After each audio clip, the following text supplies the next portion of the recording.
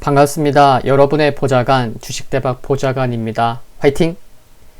영상을 보시기 전에 구독과 좋아요 부탁드립니다. 감사합니다. 투자는 개인의 판단에 따르지만 이번 영상이 큰 도움이 되시기를 바랍니다. 이번 영상은 삼성증권 진단 영상인데 증권주 관련돼서 전반적인 내용을 다뤄봤습니다. 도움 되시면 좋겠고요. 업계 시가총액 1위인 미래에셋대우와 삼성증권과 시가총액이 약 한 3천억 원 정도밖에 차이가 나지 않는, 그래서 막 쫓아오고 있는 느낌이 드는 키움증권과 비교를 좀 해보려고 합니다. 그리고 증권주를 매매하시는 분들도 많으실 텐데 한번 봐보자고요. 지금 자료를 보시면요. 첫 번째 자료가 미래에셋대우, 두 번째가 키움증권, 세 번째가 삼성증권입니다. 지수가 상승하니까 미래에셋대우, 키움증권 이처럼 움직이는 게 맞죠. 우상향. 근데 삼성증권은 뭐 하고 있죠? 박스권에 갇혔나요? 지금 지수가 2000이 안 되나요? 이런 모습입니다. 그쵸? 의구심이 생길 수가 있죠. 왜 이러지? 네. 그런 생각을 좀 가져보는 게 맞죠. 주식하는 데 있어서 호기심을 갖는 것은 굉장히 중요합니다. 그리고 아래를 보시면요. 주요 증권사 올해 2분기 순이익인데 실적이 가장 저조해요. 삼성증권. 과로는 이제 전년 동기 대비해서 증가한 수치입니다. 키움증권 제외하면요. 자기자본 상위 5개사 증권사 중에서 순이익이 꼴찌인 것을 알 수가 있습니다. 증시가 좋아서 실적이 잘 나와도, 절대 수치가 잘 나와도 상대평가에서 뒤처지는 거예요. 아쉬운 부분들이 있어서겠죠. 그쵸? 이번 2분기 실적 관련 미래에셋, 키움증권, 삼성증권 실적 관련된 부분, 특히 ROE 관련된 부분을 볼 텐데 아마 표만 봐도 이 세 개의 증권사 각각 어디인지 좀 알 수 있으실 겁니다. 한번 봐보겠습니다.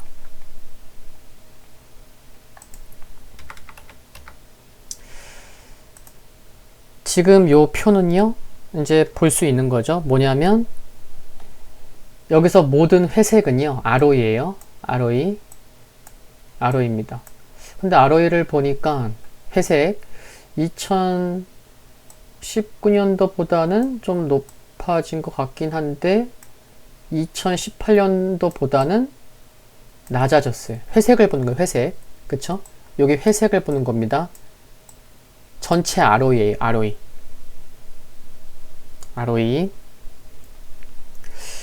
전체적인 ROE가 2018년을 넘지 못하고 있고, 그런 가운데 브로커리지 ROE는 굉장히 크게 늘어났어요. 그쵸? 브로커리지 ROE가. 그래서 10%를 넘었고 거의 15%에 육박하는 그 정도인 것을 알 수가 있어요. 그쵸? 그리고 총 자산은 60조 원에 좀 안 되지만 50조 원을 일단 넘습니다. 자본 총계는 한 5조 원 정도 되고요. 어떤 증권사일까요? 한번 생각해 보세요. 그리고 또 비교가 되는 거예요. 그쵸? 그리고 여기를 보면 여기는 어떻죠? 전체적인 ROE가 2018년, 19년, 20년 계속 더 높아지고 있어요. ROE가. 그리고 브로커리지 ROE가 무려 20%를 넘네요. 브로커리지가 20%를 넘는다. 그리고 총 자산은 30조 원을 좀 넘네요. 이것만 봐도 조금씩 감이 오시죠? 총 자산이 아까는 60조 원 정도, 이번엔 30조. 브로커리지도 없고. 이제 한 개만 보면은 다 나오는 거예요. 그쵸? 한 개만 보면은 어떤 게 미래에셋대우고 어떤 게 키움이고 어떤 게 삼성인지 다 알 수 있습니다. 그쵸? 여기 증권사는 보면 역시나 뭐 전체적인 ROE는 2018년, 19년보다는 사상 최고치를 찍었고 ROE가 좀 크게 좀 올라왔지만 ROE가 브로커리지 ROE가 10%가 채 되지 않고요. 그쵸? 네. 그리고 총 자산은 무려 100조랑 150조 사이에 있습니다. 한 130조 정도 되는 것 같아요. 자본 총계는 한 9조 5천억 정도. 그러니까 딱 봐도 알겠죠. 아, 지금 이 노란 박스 지금 보고 있는 자료가 자산이 어마어마하잖아요. 그쵸? 이게 미래에셋 대우죠. 브로커리지가 10%가 안 돼요. 브로커리지 ROE가. 예. 그러니까 좀 작아요. 그쵸? 브로커리지 ROE가. 그러나 전체적인 ROE는 높아요. 이게 미래에셋 대우예요. 그리고 자산관리 쪽에서 보면은 자산관리 ROE는 한 5%는 안 되지만 자산관리 ROE는 키움증권은 자산관리 쪽이 약하잖아요. 그러니까 위에 가서 보면은 그쵸? 예, 자산관리 ROE가 거의 밑바닥에 있어요. 그쵸? 자산관리 ROE. 그리고 역시나 브로커리지 ROE가 20% 넘는 증권사는 역시 키움이었어요. 전체적인 ROE도 높아졌고. 그쵸? 자산은 총 자산 30조 넘고요. 그리고 첫 번째 본 증권사가 삼성증권이었습니다. 총 자산은 미래에셋대우의 한 반 정도 되고요. 그리고 자산관리 ROE는 뭐 키움보다는 높아요. 미래에셋대우와 비슷하고 브로커리지가 2020년 들어서 올해 들어서 상당히 좋아졌어요. 10%를 넘었고요. 네. 그래서 증권사 레포트나 좀 보면은 브로커리지 부분이 상당 부분 많이 좋아졌죠. 이런 걸 알 수가 있습니다. 그래서 증권사 이렇게 이름을 써놓지 않아도 이거 딱 비교해보면 알 수 있는 거죠. 그쵸? 네. 이것을 말씀을 드린 거였고요. 그리고 이제 미래에셋대우부터 좀 말씀을 드려볼게요. 미래에셋대우 업계 1위죠. 타사보다 해외 주식 위탁 매매의 강점을 보이고 있습니다. 위탁 매매 강점이 있어요. 해외 주식 예탁 잔고가 얼마인지 아세요? 미래에셋대우 보세요. 상반기 성과 해외 주식 중심 수수료 수입 해외 주식이라고 했잖아요. 해외 주식 예탁 잔고가 무려 11조 4천억 원이나 됩니다. 11조 4천억 원. 그러니까 해외 주식 수수료가 많이 나오겠죠. 말 다 했죠. 뭐 해외 주식 예탁 잔고가 10조가 넘으면. 그리고 네이버 파이낸셜과의 협업, 발행어음 인가 가능성은 기대감을 가져볼 수 있는 부분이라 생각이 들고요. 다만 미래에셋대우는 이쪽 부분이죠. 하반기 과제, 안방보험 소송 리스크, 글로벌에 투자한 세계 각국의 호텔 및 리조트 지분 가치, 미국 호텔 투자 관련 안방보험과의 소송은 여전히 진행 중인 것이 불확실성 요인이겠고요. 2분기 실적에서는 국내외 채권, 장외 파생 운용 등 운용 부문 전체의 수익이 회복되면서 상품 운용 수익은 사상 최대인 3,163억 원을 기록했습니다.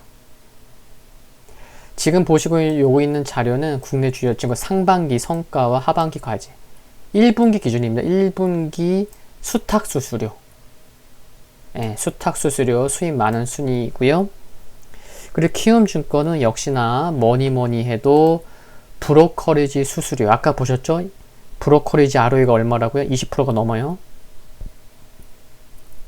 브로커리지 수수료 및 이자 수지의 순영업수익 기여도가 작년에 무려 이 비중이 54.9%였죠.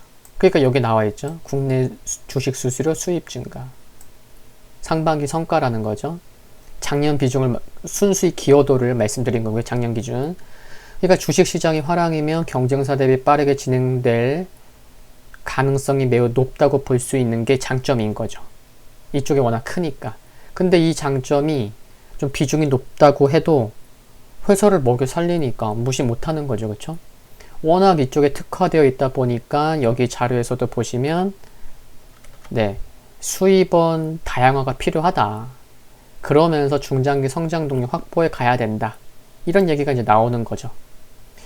변동성에 큰 영향을 받는 선물, 옵션과 해외 파생 관련 수수료가 37.6%를 차지하고 있는데 이 부분 역시나 또 양날의 검이 될 수 있는 부분이겠고요. 결국 실적 변동성의 원인으로 지적되는 트레이딩 부문의 리스크 관리 역량이 입증이 된다면 한 단계 도약도 가능하지 않을까 싶습니다. 다시 비교 차트 이거를 좀 보면서 말씀을 드리고 싶은데요.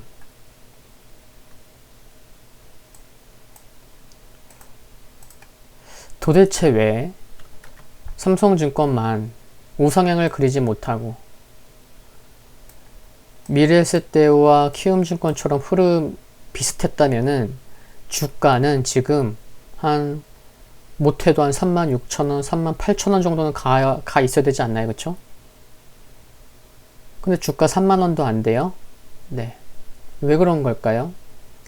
2분기 실적은 시장 전망에 부합했어요. 근데 이런 내용이 증권사 레포트에 나오나요? 안 나와요. 네. 2분기 실적은 시장 전망에 부합했습니다. 인수 및 자문 수수료 줄었고 ELS 조기 상환 지연으로 자산관리 수익이 1분기 대비 두 자릿수 감소를 했죠. ELS 아시죠? 지금 영상 들으시는 분들 중에서도 적지 않은 분들이 ELS에 가입 ELS로 수익을 보셨을 수도 있고 정말 안 좋은 기억, 나쁜 기억으로 남아있을 수도 있습니다. ELS. 1분기 순이익은 204억 원으로 2015년 이후 가장 부진했는데 2015년 3분기에 중국 증시 급락 구간에서 동일한 부담으로 업종 평균 대비 이익 감소폭이 컸었죠. 이런 것을 보면 몇 년에 한 번씩 증시가 휘청일 때 ELS 리스크가 있다는 거예요.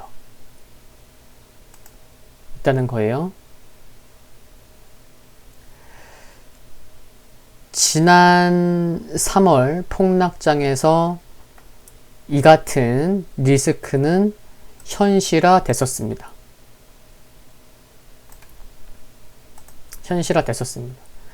증권사들이 큰 손실을 입었는데 금융감독원에 따르면 올해 1분기 국내 45개, 여기 적어놨죠?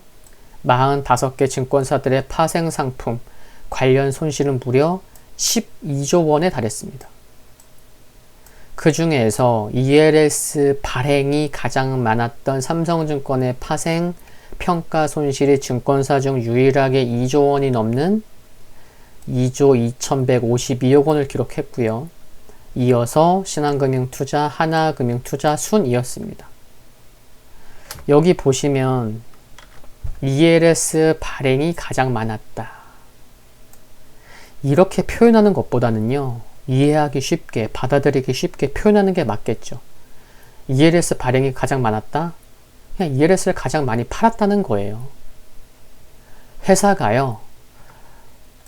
관련 부서에서 잘 조합해서 관련 상품을 많이 내놓았다는 것이고 직원들은 엄청 많이 팔 수밖에 없게끔 쪼임을 당했다고도 얘기할 수 있는 거예요.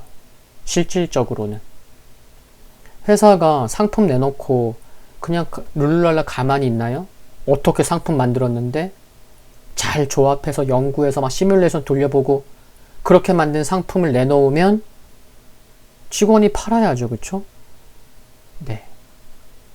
직원들이 상품을 열심히 공부했을 거고 마케팅 포인트를 잘 전달하면서 잘 설명해서 잘 고객들을 대상으로 많이 판 거죠. 영업을 잘했다고도 얘기할 수 있는 부분이고요. 그쵸? 영업을 못했으면 안 했으면 상품이 많이 안 팔렸겠죠. 설명을 잘 못했으면 팔렸을까요? 그런 거예요. Anyway, 그리고 여기 자료도 보시면 올해 6월 말 기준 젠투 펀드 판매 투자 금액은 총 1조 808억 원이었는데 이 중 환매 중단 금액은 1조 125억 원인데 그 중에서 삼성증권이 이제 1451억 원 이렇게 판매했고 전액 환매 중단됐다는 거죠. 그리고 자기 자본을 투자해서 물리기도 했고 또 업계에 따르면 삼성증권은 라임운용 펀드 311억 원을 판매했습니다. 그래서 총 환매 중단 펀드 규모는 1,700억 원 수준이라고 하고요. 중단 금액으로 보면 다른 대형 증권사들에 비해 적지만 역시 금융사고 이슈에서 자유롭지 못하다는 겁니다. 워낙 라임 관련돼서 환매 금액이 큰 증권사가 있었던 거죠. 그쵸? 네. 그리고 지금 뭐 ELS 관련된 거 말씀드렸고 뭐 젠투 펀드 말씀드렸고 총 환매 중단 규모 말씀드렸고 그리고 앞서서도 말씀드렸지만 자료도 보여드렸지만 자기 자본 상위 5개 증권사 중에서 순이익은 꼴찌라는 거죠. 5위인 거예요. 이러한 것들이 처음 보여드렸고 지금도 보여드리는 이와 같은 흐름을 좀 만들고 있는 게 아닌가 상대적으로 그렇습니다. 근데 이제 배당은 장점이 될 수 있는 부분이라고 생각을 합니다. 장점. 올해 지배 순이익이 작년과 유사한 수준이 전망이 되는데 뭔가 특별한 이슈가 없다면 그렇다면 순이익이 작년과 유사한 수준이니까 배당도 작년과 비슷하게 줘야 되겠죠? 받을 것을 전망을 해보면 그러면 작년 주당 얼마 배당했죠? 1,700원 배당했어요. 1,700원. 그러면 올해도 동일하다고 가정을 하면 지금 보시면 삼성증권의 금요일 종가가 29,450원인데 약 3만원이라고 잡으면 1,700원이라고 했죠? 3618. 6%면 1,800원인데 거의 그 말은 배당 수익률이 거의 6%에 가깝다고 볼 수 있는 거죠. 꽤 높은 거예요. 그쵸? 6%. 그래서 배당 매력은 있다고 볼 수 있는 거죠. 그래서 특별한 호황제가 없다면 기술적으로는 여기 이미 그어놨지만 현주가 아래로는 한 27,000원, 현주가 위로는 한 약 33,000원 수준에서의 특별한 호황제가 없다면 이 가격권 수준에서의 박스권에서의 등락이 나오지 않을까 합니다. 그리고 정말 큰 그림에서 또 한 가지를 말씀을 드리면 한번 생각해 보세요. 삼성그룹이라고 하면 여러 개가 떠오르잖아요. 그쵸? 정말 많은 계열사들이 있고 근데 삼성그룹 얘기 나오면 삼성증권이 크게 부각 받나요? 안 받나요? 없어요. 대우증권과 미래에셋 증권이 2016년에 합병됐죠. 그래서 거대한 증권사가 탄생이 됐습니다. 근데 진짜 만약에 삼성그룹에서 삼성증권에 대한 관심이 정말 컸다면 정말 삼성증권이 지금 삼성증권과 미래에셋 대우증권의 시가총액이 엄청 크게 차이 납니다. 한번 봐볼까요? 미래에셋 대우증권 시가총액이 무려 거의 6조예요. 5조 9,500억 6조 삼성증권 뭐 한 2조 6천억 옛날에는 참 업계 1위였는데 그쵸? 그래서 좀 그런 건 좀 아쉬운 게 아닌가 정말 큰 그림에서 말씀드린 거예요. 만약에 삼성그룹에서 삼성증권에 관심이 많았다면 그런 생각도 해볼 수 있지 않는 생각이 듭니다. 그래서 오늘 삼성증권 진단을 하면서 미래에셋대우증권과 키움증권 그리고 증권사, 증권 산업 관련된 말씀을 드려봤습니다. 이번 진단 영상에서 말씀드린 부분은 뭐 뉴스를 통해서 제가 직접 찾아본 것도 있고 제가 갖고 있는 생각 등 그래서 어디에서 삼성증권 주가가 왜 이러지? 이런 것에 대한 좀 설명을 드리기 위해서 영상 준비해 봤습니다. 네, 여기서 마치겠고요. 도움되셨다면 구독과 좋아요 부탁드립니다. 영상물 아래 좋아요 클릭은 큰 힘이 됩니다. 알림 설정에서 흔들거리는 종명을 선택하시면 타이밍 빠르게 바로 확인해 보실 수 있습니다. 성공 투자하시기를 기원하겠습니다. 감사합니다.